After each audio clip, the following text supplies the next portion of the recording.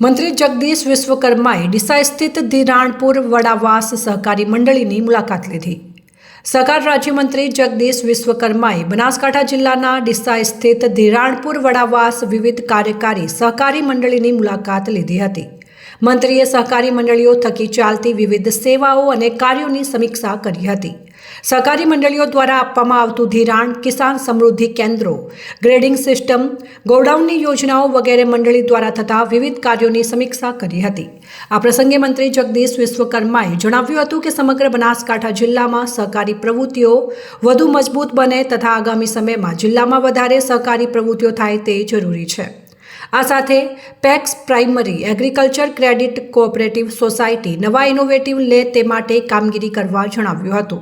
તેમણે સહકારથી સમૃદ્ધિ કાર્યક્રમ અન્વયે બેંક તથા અધિકારીઓ સાથે કામગીરીની સમીક્ષા કરી જરૂરી માર્ગદર્શન આપ્યું હતું।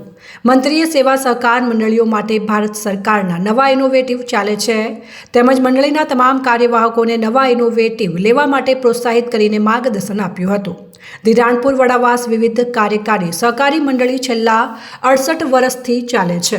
આ મંડળીમાં રાણપુર અને કાંટ ગામના કુલ 614 સભાસદો છે અને મંડળી દ્વારા ધિરાણ અને વેપાર કરવામાં આવે છે।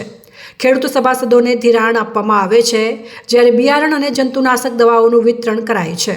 ડીસા તાલુકામાં આ એકમાત્ર એવી મંડળી છે કે જે ઘઉંનું ક્લિનિંગ કરે છે।